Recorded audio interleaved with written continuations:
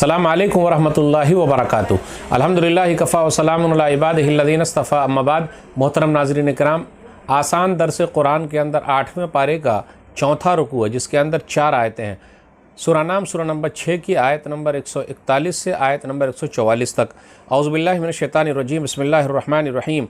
व हुवल्लज़ी अनशअ जन्नातिन मअरूशातिन व गैर मअरूशातिन वन्नख़्ल वज़्ज़रअ मुख़्तलिफ़न उकुलुहु वज़्ज़ैतून वर्रुम्मान मुतशाबिहन व गैर मुतशाबिह कुलू मिन समरिही इज़ा असमर व आतू हक़्क़हु यौम हसादी वला तुस्रिफ़ू इन्नहु ला युहिब्बुल मुस्रिफ़ीन। और वही अल्लाह है जिसने बागात पैदा किए, छपड़ों पर चढ़ाए हुए और न चढ़ाए हुए, और खजूर के बागात और खेतियाँ पैदा की, उनके फल मज़े में मुख्तलिफ़ हैं।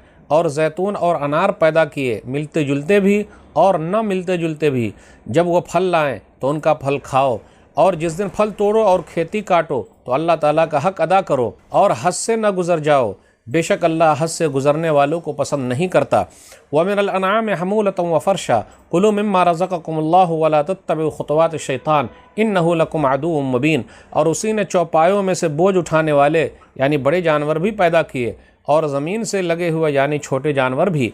अल्लाह ने जो तुम्हें रिस्क दिया है उसमें से खाओ, और शैतान के कदमों की पैरवी न करो, बेशक वो तुम्हारा खुला हुआ दुश्मन है। तमानियत अज़वाज मिनज़्ज़ानि इस्नैन व मिनल माज़ इस्नैन कुल अज़्ज़करैनि हर्रम मिनल उन्सयैन अम्मा इश्तमलत अलैहि अरहामुल उन्सयैन नब्बिऊनी बिइल्मिन इन कुंतुम सादिक़ीन।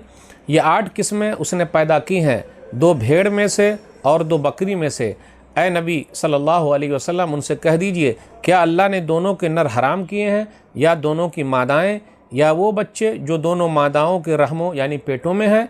अगर तुम सच्चे हो तो मुझे ठीक ठीक इल्म के साथ बताओ। व मिनल इब्लिस इस्नैन व मिनल बक़री इस्नैन कुल अज़्ज़करैनि हर्रम मिनल उन्सयैन अम्मा इश्तमलत अलैहि अरहामुल उन्सयैन अम कुंतुम शुहदा इज़ वस्साकुमुल्लाहु बिहादा फमन अज़लमु मिम्मन इफ्तरा अलल्लाहि कज़िबन लियुज़िल्ल अन्नास बिग़ैरि इल्म इन्नल्लाहा ला यहदिल क़ौमज़ ज़ालिमीन। और 2 ऊँट में से और 2 गाय में से, ऐ नबी सल्लल्लाहु अलैहि वसल्लम कह दीजिए, क्या अल्लाह ने दोनों के नर हराम किए हैं, या दोनों की मादाएँ, या वो बच्चे जो दोनों मादाओं के रहमों यानी पेटों में हैं? क्या तुम उस वक्त मौजूद थे जब अल्लाह ने तुम्हें उसका हुक्म दिया था? फिर उससे बड़ा जालिम और कौन है जो अल्लाह पर झूठ बांधे ताकि वो बग़ैर इल्म के लोगों को गुमराह करे? बेशक अल्लाह जालिम कौम को हिदायत नहीं देता। नाज़रीन इकराम, आसान दर्स कुरान के अंदर आज 8वें पारे का चौथा रुकू है, जिसके अंदर 4 आयतें हैं। सूरा नाम सूरा नंबर 6 में आयत नंबर 141 से आयत नंबर 144 तक। आयत नंबर 141 और 142 पर गौर कीजिए कि अल्लाह ताला ही ने फलों को और चौपायों को और दानों को पैदा किया है। सबका पैदा करने वाला, सबका खालिक अल्लाह है। वातु हक़्क़हु यौम हसादी, और जिस दिन तुम फल तोड़ो और खेती काटो तो अल्लाह ताला का हक़ अदा करो। तो यहाँ क्या है? ज़कात देने के बारे में, यानी खेती में ज़कात कैसे होगी, गल्ले में ज़कात की शक्ल क्या हो सकती है। गल्ले से मुराद गेहूँ है, चावल है, जौ है, दाल वगैरह है। फिर इसी तरह फल से मुराद खजूर है, अंगूर वगैरह इसमें अंदर दाखिल है। 5 वसक से कम गल्ले में और फल में ज़कात नहीं है। 1 वसक 60 सा का होता है और 1 सा 2.5 किलो का। तो 60 सा मतलब 150 किलो। 150 किलो को 5 से ज़रब दे देंगे तो 750 किलो अगर हमारे पास गल्ला हो गया है, 750 किलो अगर गल्ला हो गया, चाहे गेहूं हो, चावल हो, जौ हो, दाल हो, तो इसके लिए साल भर होना ज़रूरी नहीं है। 750 किलो अगर हमारे पास हो गया, उसी को 19 मन भी कहा जाता है कहीं कहीं पर, या फिर 7.5 कुंटल भी कहा जाता है। तो 750 किलो अगर गेहूं की पैदावार हुई, या चावल की पैदावार हुई, या जौ की पैदावार हुई, या दाल की पैदावार हुई, तो हम क्या करें? हमको ज़कात निकालना है। कैसे ज़कात निकालेंगे? अगर ज़मीन से पानी हमने दिया है, पानी अपना खुद लगाया है, बारिश नहीं हुआ है, तो हमको 20वां हिस्सा निकालना पड़ेगा। फिर इसी तरीके से अगर आसमान से हुआ है, आसमान के पानी से गल्ला हुआ है, तो हमें 10वां हिस्सा निकालना पड़ेगा। 750 किलो में 10वां हिस्सा क्या होगा वो निकाल लीजिए, या 750 किलो में 20वां हिस्सा क्या होगा? जब आपने अपना पानी खुद लगाया, खाद खुद लगाया, तो 20वां हिस्सा क्या होगा? इस तरीके से उसमें से 20वां हिस्सा निकाल कर ज़कात दे देना है। फिर आगे ये बयान किया जा रहा है चौपाए के फ़ायदे क्या है। भाई खाने के लिए भी है, बोझ उठाने के लिए भी है। कुलू मिम्मा रज़क़कुमुल्लाह, खाओ जो कुछ अल्लाह ताला ने तुमको रोज़ी दी है। तो जानवरों में से भी खाने के लिए अल्लाह ने जो हलाल किया उसको खाना है। बड़े अफसोस के साथ कहना पड़ता है, कुछ लोगों ने हलाल चीज़ों को भी अपने ऊपर हराम कर लिया है।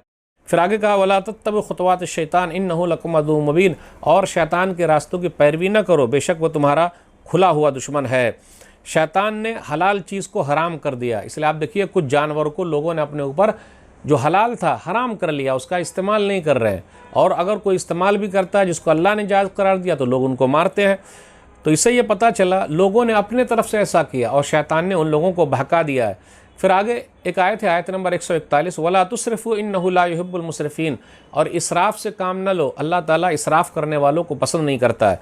इसराफ हर चीज़ में, यानी सदका और खैरात में भी इसराफ नहीं होना चाहिए कि आगे चल के भीख मांगने की नौबत आ जाए, ऐसा भी नहीं। बीच का रास्ता इख्तियार कीजिए। खाने पीने में भी इसराफ नहीं होना चाहिए। इसी तरह ज़ैब व ज़ीनत का लोग इजहार करते हैं, अपने कपड़े वगैरह दिखाते हैं, तो उसमें भी इसराफ से काम नहीं लेना, फजूल खर्ची नहीं करनी। शादी ब्याह में भी लोग फजूल खर्ची करते हैं, तो अल्लाह ताला ऐसे लोगों को पसंद नहीं करता जो इसराफ कर रहे हैं, इसलिए इसराफ से बचिए। और एक आयत और है, इन्नल्लाह ला यहदिल कौम ज़ालिमीन, कि अल्लाह ताला जालिम कौम को हिदायत नहीं देता।